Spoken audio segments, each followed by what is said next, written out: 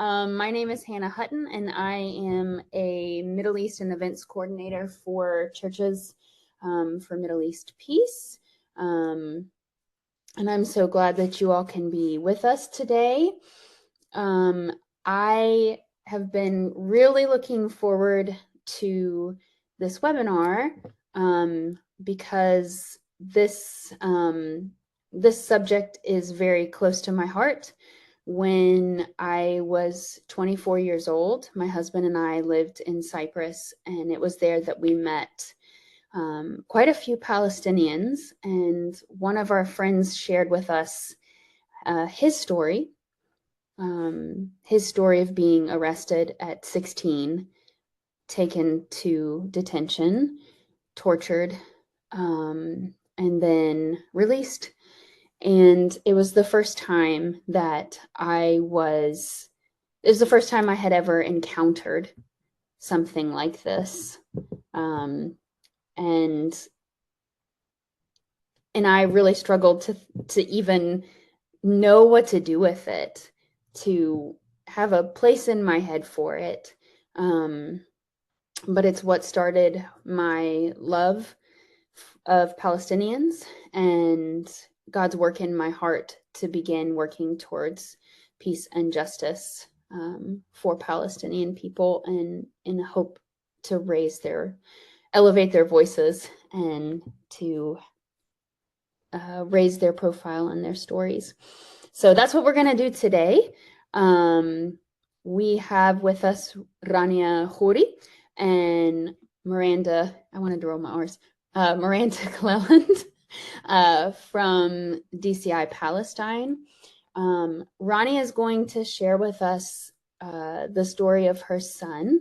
Just as a quick overview, her son Shadi was arrested at the age of 16 in the early hours of the morning. He was beaten, detained for 45 days, and his case is still ongoing 2 years later.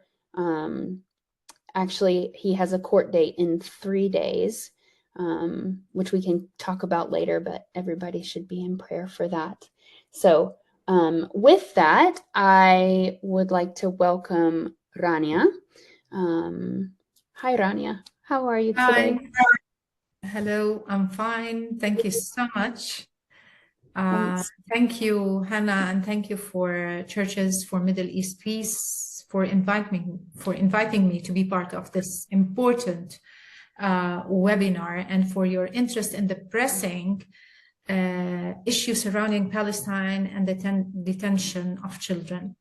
It is both an honor and a deeply meaningful opportunity to share insights and experience on these critical human rights concerns, which affect the lives of so many different children, innocent children, and families as well. And I'm glad to be as well with Miranda on this session, which I know that she has an experience in this issue as she's following these cases. Yes. So thank you so. Sorry. Go ahead. Thank you so much. Would you tell us what happened on the morning of Shadi's arrest? Well, it's very difficult to just revisiting Shadi's rough experience of detention. It feels overwhelming, to be honest, especially when the current situation brings such intense pain and urgency. When we see the suffering of children in Gaza who are facing violence, instability, loss, it can feel as there's shared and relentless cycle of trauma affecting innocent children's lives. Talking about our personal experience, Shadi's experience, even it was in a different time and place before 2 years, might feel under it is not related now to the situation against the scale of what's happening. The news, the images are difficult to escape, and seeing so many children harmed, displaced, or even killed, and profoundly heartbreaking. It made me feel as though opening up about our own story is just difficult, but even unfair or misplaced when others are enduring genocide and ongoing trauma right now in Gaza. But Shadi's story is part of a bigger picture, one where personal trauma links to a wider, painful reality that many people have faced across generations in Palestine. Shadi is the youngest child. He's my youngest child. He loves playing soccer. At the time of his wrongful, unjust arrest, he was attending his high school at Ramallah Quaker Friends School. As you said, Hannah, in the early hours of Tuesday morning, it was Tuesday at 5:50 a.m., it was the 18th of October, the Israeli occupation forces consisting of army, police, and secret services stormed our home after breaking the main gate at the entrance of our compound. They came in to arrest Shadi. They entered the building and kept pounding on the door and ringing the bell continuously until we woke up. We later discovered that they had surrounded the whole area with dozens of soldiers. They said, "We're here." When we opened the door, they said, "We're here to arrest Shadi." At the beginning, we were shocked. We didn't even think about it or imagine this moment. Then they entered the house and they said, "Take us to his room." So we went towards his room, and they asked him to put on his clothes and to give them his mobile. So Shadi politely asked them, "Can you go just outside to where to put my clothes?" Because they have around 12 soldiers inside the house, plus us. They didn't agree, and they started hitting him, pushing him to the ground. Soldier pulled on top of him and began beating him on his head and body. They beat him until he was bleeding all over the room. And along the path on the way out of the house, dragging him barefoot and blindfolded, not allowing us even to see where the blood was coming from. He was brutally arrested. They didn't allow us, despite all our attempts to save him. We felt helpless that we couldn't do anything. And they didn't let us approach him even. Rather, they attacked us and threatened us with weapons. They started beating us and they put a weapon on Suhail's head, Shadi's father. And then they didn't explain at all why he was arrested and why they invaded our home. I remember how blood marked the way as he was kidnapped. He was literally kidnapped from our home, and they took him to the Russian compound, which is a detention and interrogation center in Jerusalem. He was interrogated without our presence or a lawyer as well. He was held on a vague charges for 45 days, as you said, and then they claimed, later on we knew, that he participated in a demonstration according to their claims, and they detained him for 6 weeks, first at the Russian compound and later to the Moon prison near Haifa, before being released to home under house arrest. And during his detention, he was repeatedly beaten and subjected to physical, psychological, and emotional abuse to humiliate him and gain a confession from him. Of course, they didn't get that because he didn't participate at all in what they claimed. Of course, we complained after that. We filed against the Israeli officers who assaulted Shadi. Shadi gave a testimony that he was assaulted and beaten so much so that they broke his nose and his body was bruised from the frequent torture he was under. Also, this was documented with reports, photos, and medical reports presented to the court. Unfortunately, they didn't hold the police accountable, claiming that they didn't assault Shadi or did anything for Shadi. So this was the situation when they arrested Shadi. As you said, he stayed for 6 weeks in jail, and then he was released under house arrest, detention for again 10 months after that. Maybe we can speak about his house arrest later on. And we're still going under courts, session trials, as you said. And the coming trial is on Sunday, the 10th of November, and this is trial number 27. Oh my goodness, Rania. I just can't even imagine all that your family has been through. I'm so sorry. I'm so sorry for you, for Shadi, for your whole family. That's horrible and traumatizing, and I really appreciate you and your bravery to come here and share his story and your story as well. So thank you. I hope we can hold it well. Okay, Miranda, hi. I would like to invite Miranda Cleland from DCI Palestine to join us now.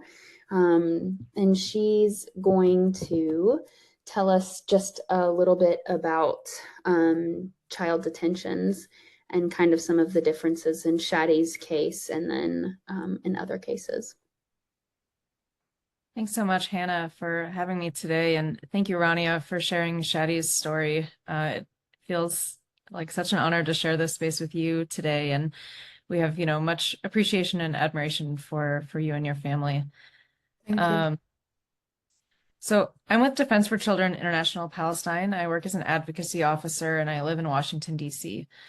DCI Palestine has been working since the early 90s. As a human rights organization in the occupied Palestinian territory. We're based in Ramallah, and DCIP was founded initially to just provide legal aid to Palestinian children who had been arrested by the Israeli military in the occupied West Bank and prosecuted in the Israeli military court system. So that's pretty much all we did for about 10 years before in the early 2000s sort of growing into a full-fledged human rights organization focused exclusively on the rights of Palestinian children. So, what Rania described during Shadi's arrest is, I would say, very representative of what many Palestinian children experience at the hands of Israeli forces when they are arrested. Many, over half of children are detained from their homes in the middle of the night at 2 or 3 or 4 in the morning. And, this experience of soldiers showing up at your house in the middle of the night. Sometimes they knock, sometimes they burst down the door and, wake everybody up. And it's, in the middle of the night. So everybody's, very upset and confused.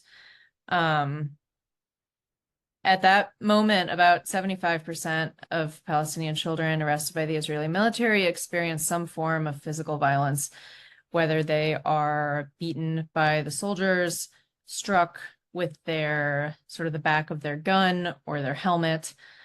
And, upwards of 80% of children are blindfolded and bound with their hands behind their back before they're transported to an Israeli interrogation center. And those are sometimes located in Israeli settlements, sometimes located within Israel itself, or, military bases where Palestinians cannot go. So I think what Rania described is this feeling of, we don't know where they're taking our child. We don't know when we'll see him again. We have no idea what he's being accused of. This is very common. This is how the Israeli forces really, exert control and power over Palestinians. So historically, the Israeli forces have detained between 500 to 700 Palestinian children in the occupied West Bank every year.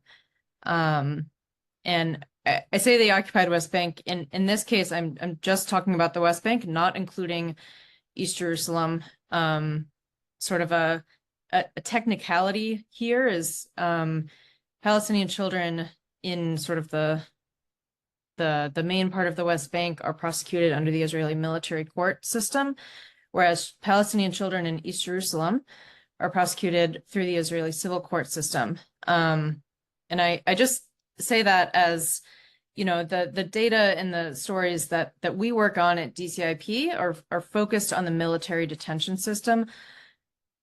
Most of the time, as Rania has explained, this is a difference without a meaningful distinction.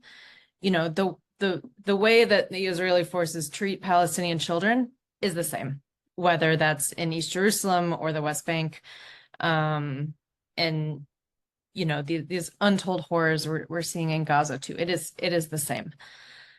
And when we talk about children who are detained in this system, I'm talking very specifically about children between the ages of 12 and 17. So under international law, a child is any person under the age of 18. And under Israeli military law, the age of criminal responsibility is 12. So the youngest child that would be prosecuted in the Israeli military system could be as young as 12 years old.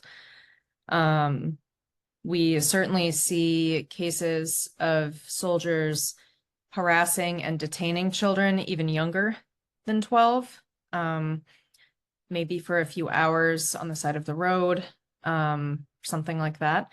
But the children who are going through this legal system are between the ages of 12 and 17. And the vast majority of them are on the older end of that spectrum, 16 and 17-year-olds. And they are almost all boys. There are, less than a handful of girls every year who sort of go through this system, but they're almost all boys. One thing I wanted to note is, these 500 to 700 children a year, these are numbers that we've been tracking for a long time, and they've remained relatively consistent.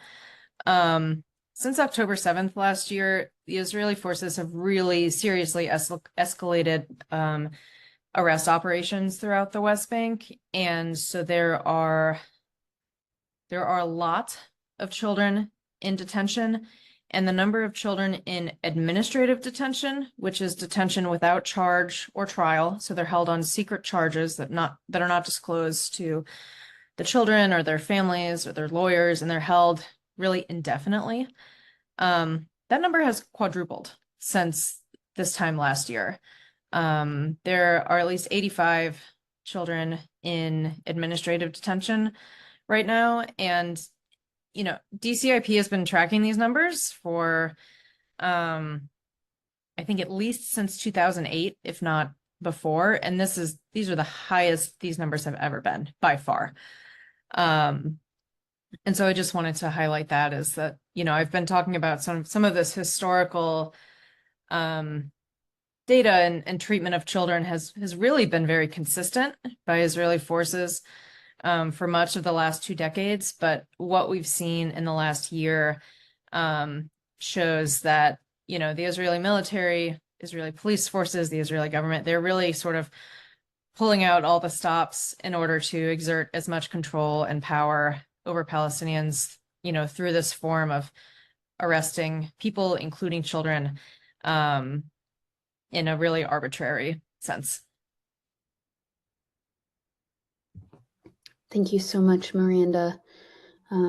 It's just unimaginable to us how anybody could treat children that way and get away with it. I have a 15-year-old son, and I just, I think about how can I sit here and hear things like that and not speak out, not think about my son being in that situation and not use my voice to help bring an end to it. So thank you for sharing. Rania, if you would share with us a little bit more about Shadi's time in detention, the house arrest, the court cases that are continuing to happen, just some things like that, just so we kind of hear the rest of that. Yeah.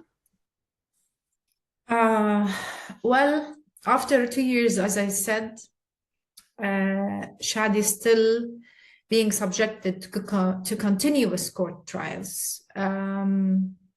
It is painful, incredibly hard for us and for Shadi, of course.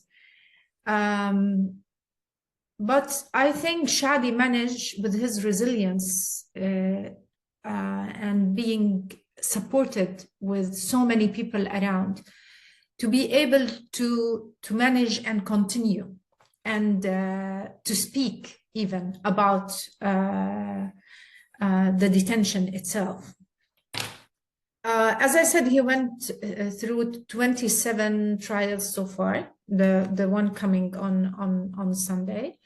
It was not easy, especially the first trial. I didn't go to the first trial, but as Suhail, my husband, told me, and his brother as well, Yusuf, he was brought to the court while still his face was bruised, blood was all over his body, his t-shirt is full of blood.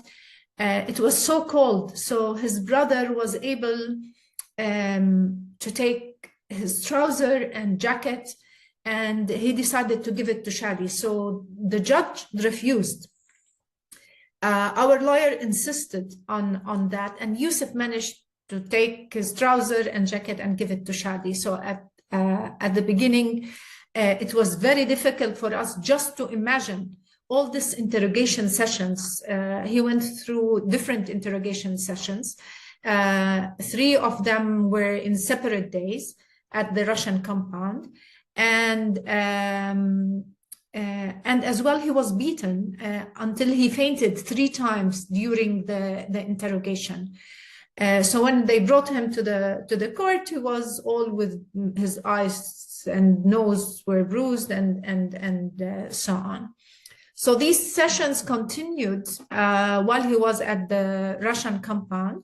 And of course, you cannot. The people who can enter to the court sessions are the family only, either the mother and the father, or a brother and a sister. Sometimes they didn't allow us even. 1 or 2 of us could enter. After the 7th session, they transfer him to the Damoun prison in Haifa. Usually, if you go by car, it takes you around 1.5 hours or 2 hours. When they take them, transfer them, they put them in a special car, which is, they sit on a chairs, as they told us, al-bosta. It is called the bosta. It is like a small cell in a car where you cannot move, and there's no air to breathe. Sometimes they put the air condition in winter and the heat in summer, and sometimes, of course, they don't put it at all. It takes them around 24 hours to reach the Damoun. They take him to another prison, in a Ramle prison. They put them for a night there, of course, without clothes, without eating, with nothing. And then they transfer them the second day to Damoun. So usually it takes them like 24 to 48 hours to go from Jerusalem to Damoun prison. Of course, it's not easy for them, for children, even for adults as well. And he stayed at the Damoun prison until the 27th of of November until he was released for house arrest. On the 27th of November, after going to the Supreme Court, the judge decided to release him under house arrest. Conditions of home detention is not easy at all. It is forbidden to go outside even the door of your house at all, even for doctor, emergency, to see your friends, parents, whatever. Sometimes they put them in another area, not in their own house. So they said, we put them in another village or city, or and somebody should take responsibility of that. And you have to have guarantee for having them released and commitment for this detention, one of which must stays with him, with Shadi and with these young children 24/7 at home. Of course, they're turning us parents into the jailers of our own children, imagine. And the place, the home where it is a safe place for these children, become a jail for them or a prison. Shadi had spent 3 months unable to leave the house. He was not allowed. He was confined of the walls of our home. Even twice he was sick. We had to go to court to take a decision for us to be able to take him to the hospital or to see the doctor. Then our lawyer approached the court, submitting a request for Shadi to go back to school. And the decision required Shadi to be accompanied by one of us back and forth to school. He is forbidden to leave the school. So he was able to leave the house from 6 a.m. and then has to come back home for detention at 5 p.m. So house arrest isn't a lighter form of detention for children. In many ways, it's even more psychologically challenging and serves as a form of collective punishment on the entire family. And this is very difficult. Sometimes we feel maybe it's easier for children to be at home with their parents, but if you put them in another jail inside the house, it is a prison for them as well. Maybe he went through several courts, but the most important of them was in May 2023. It was a very long court hearing. After 7 months of house arrest and going through 3 prisons, abusive treatment, torture, over 6 months of house arrest, the first witness, according to them, that there are 2 witnesses that said Shadi participated in a demonstration on the 12th of October in Beit Hanina. So they brought the witness, and he was only 15 years old. And the investigator who interrogated him were brought to the court as well. It was a first session of a series of sessions in which the prosecution was to bring witnesses to testify and prove, as they claimed, that Shadi was part of this demonstration. The first witness stood in the court, and according to the police, stated that he confessed at the time of his arrest in October 2022 that he saw Shadi participating in this demonstration. To the surprise of the prosecution, during the trial, the boy denied any prior knowledge of Shadi, withdrawing his previous confession, and he testified that the Israeli interrogators forced him to confess against Shadi, and that he was put under psychological and physical torture and was verbally abused, and he was threatened with imprisonment unless he testified that Shadi took part in this demonstration, and of course, according to them, that a settler car was attacked with a stone or whatever.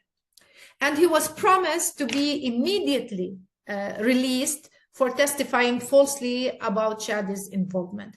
So in any court in the world, if you bring a witness and in the court he said, no, I was forced to say so, I was obliged, I was threatened, I was beaten. Immediately, they dropped the case. There's no case at all. But in this area of the land, in what's so-called a democratic state, they didn't take this testimony in the court into consideration, and the prosecution decided that they should take the confession of this young boy when he was arrested in October. So, and it happened the same with the second witness. He said the same what they have done for him, just to say that Shadi was there.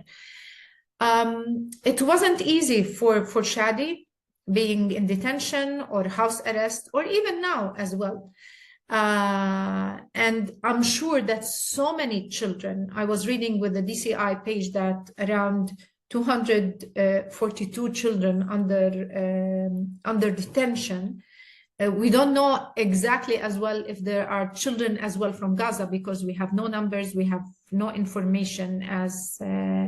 As everybody knows, they don't give any details these days about children in Gaza. But I'm sure they all went through same situation, or even harder and more difficult.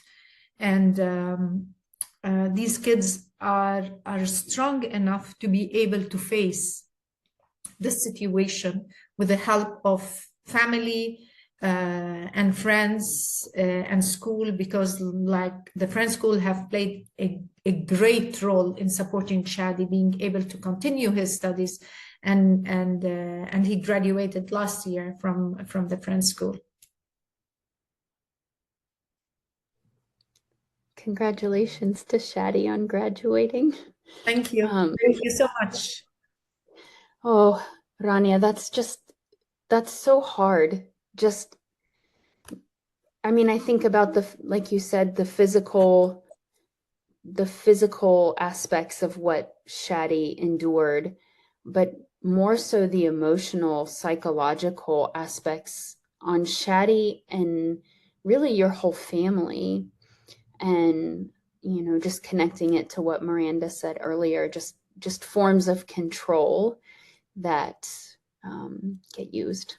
So thank you for sharing. I know that's just difficult to talk about, so I appreciate you sharing it. Miranda, would you tell us about the conditions in the detention centers, just in general for these children?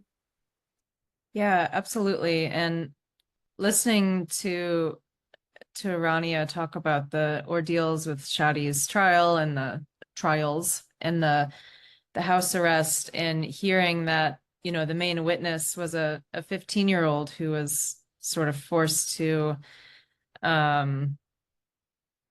forced to say he saw Shadi at this demonstration. And it you know, that is so common in, you know, when children are arrested, taken from their homes in the middle of the night, they, you know, during that initial interrogation, where, as in Shadi's case, they're denied access to their family members, denied access to lawyers, they go straight into an interrogation with an adult Israeli interrogator. They typically speak perfect Arabic. And, you know, their main goal is to extract a confession from the child. The main, you know, sort of the most common accusation is throwing stones towards soldiers. But, you know, there are also accusations of, like Shadi, participating in a demonstration, speaking to a member of a banned group, which is, you know, just about every political party or faction in Palestine is considered a banned group by the Israelis. You know, disrespecting a soldier's honor. There are all these accusations, which are, you know, for the most part, totally arbitrary in terms of, like, you know, whether or not a child actually did this, and then, you know, whether or not there's any evidence, and whether or not this is a crime at all. So during these interrogations, soldiers will continue to, you know, physically and verbally abuse children. They, you know, threaten to harm them, threaten to harm their families. And, they're looking for any information on others too. That child who testified against, or, then refused to testify against Shadi, he was probably told something like, if you give me information on one of your friends or another person that then I'll let you go. Or, something along those lines. In about 25% of cases, children are put into solitary confinement as a tool of interrogation. This is, way before the trial or any court hearings.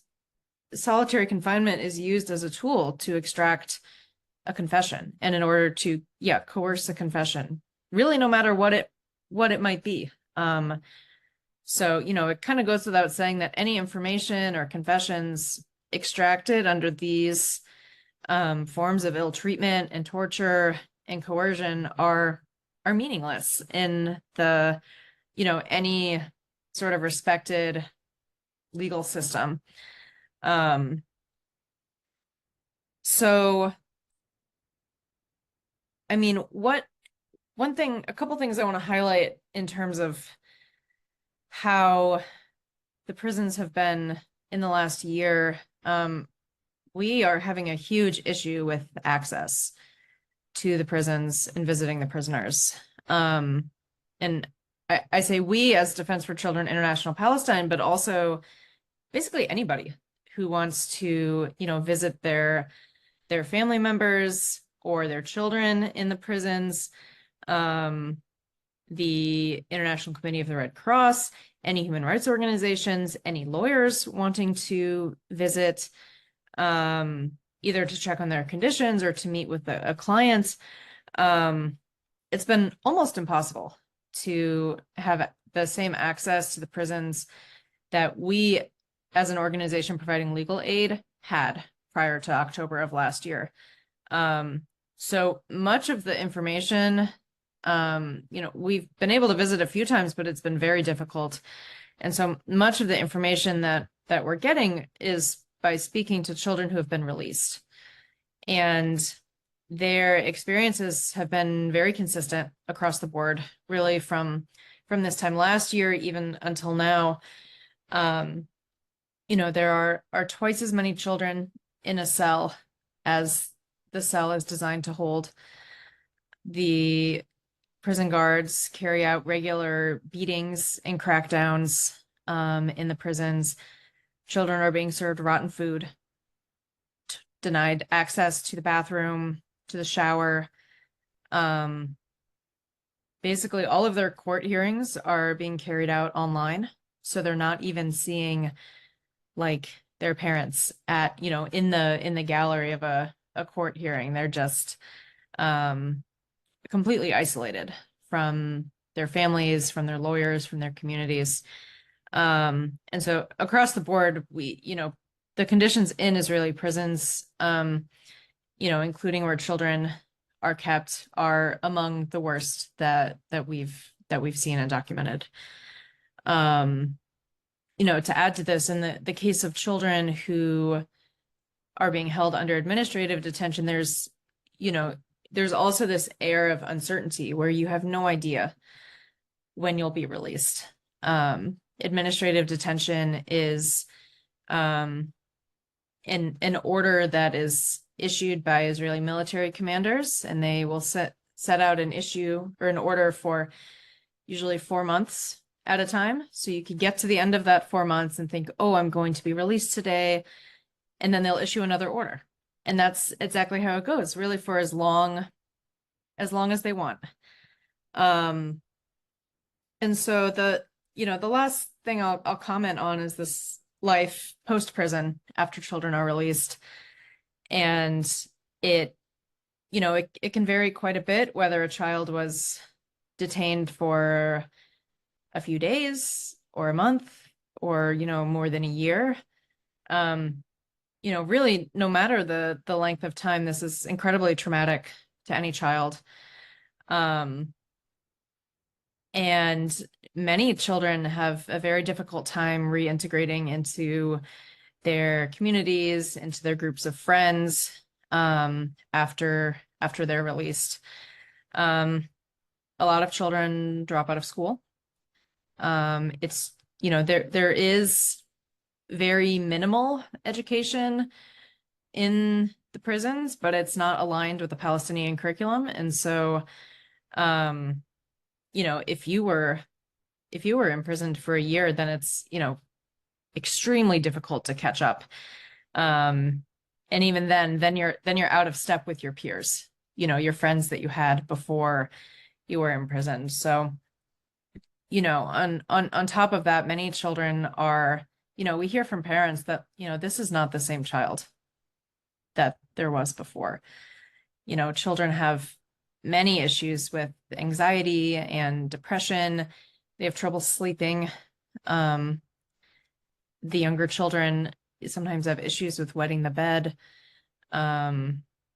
We hear from children who are in solitary confinement that they never want to be alone. They never want to spend any time alone and always want to be around people. So, the psychological issues that stem from spending this time in prison away from your friends and family, really for any amount of time. On top of that, the, torture and rights violations that are handed out by Israeli forces is really a tremendous impact on a child, and that, has huge impacts for their development, both, physically, emotionally, and mentally, as they grow up. And so, under international law, it almost goes without saying that no child should be imprisoned or prosecuted in a military court. Israel is the only country that does this on such a large scale. No child should be held without charge or trial. No child should be tortured. The only way forward is to free all child prisoners and to push for the end of the genocide against Palestinians, the end of the Israeli apartheid regime, and the end of the Israeli military occupation.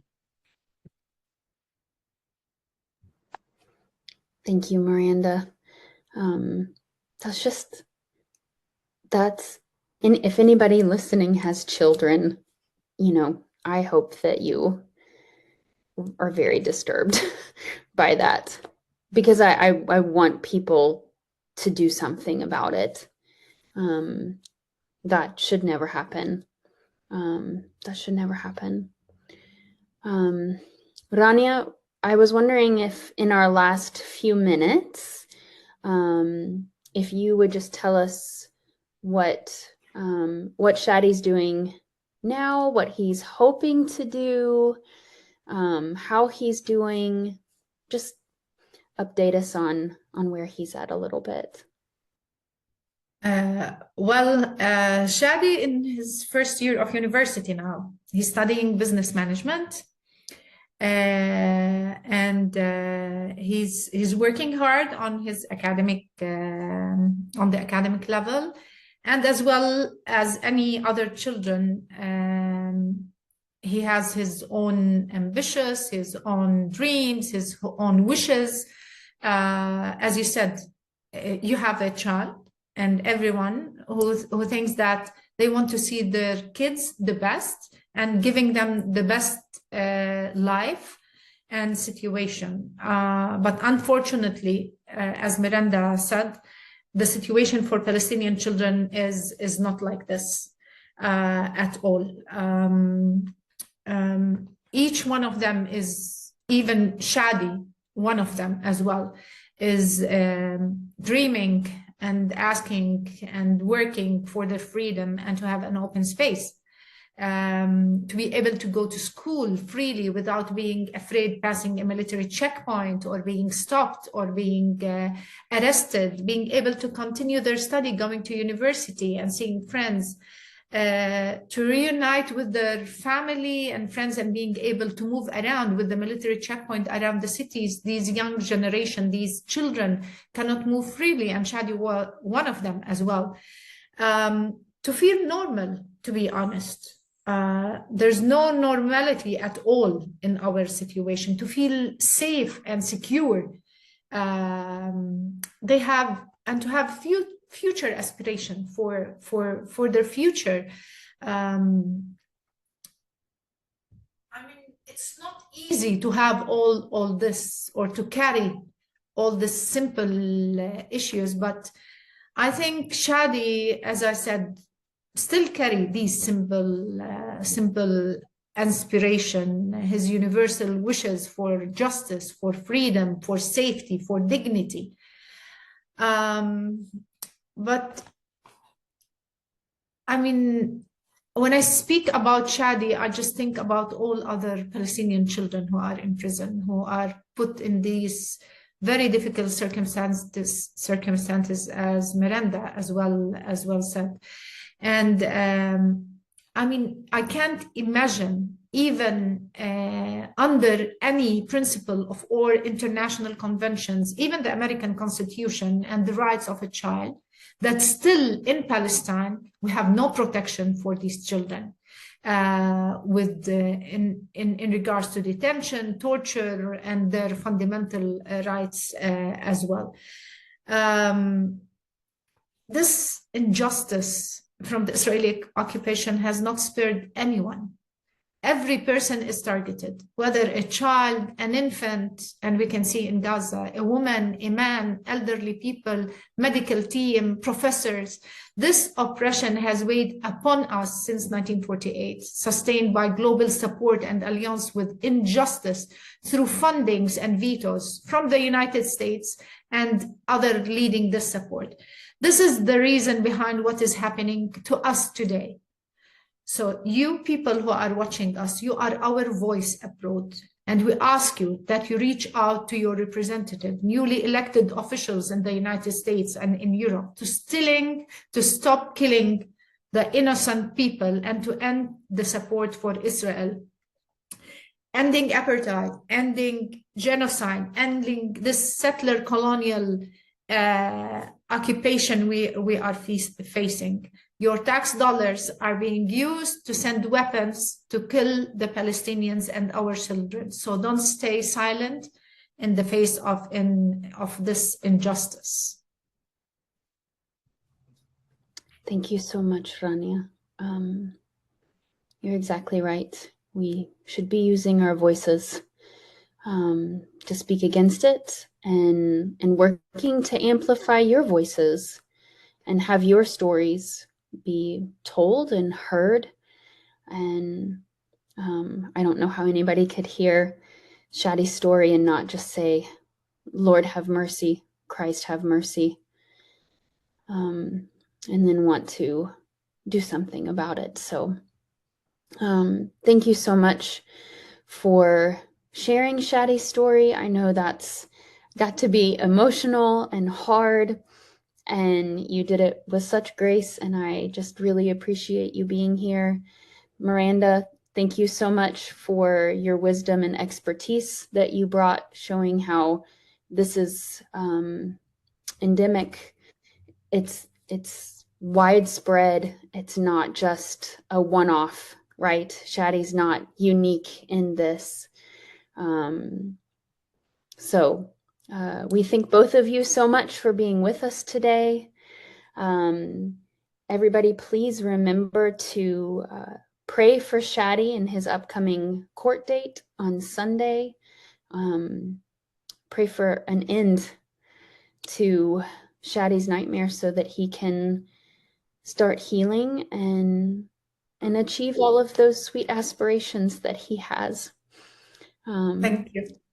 Thank you so much. Thank you all very much.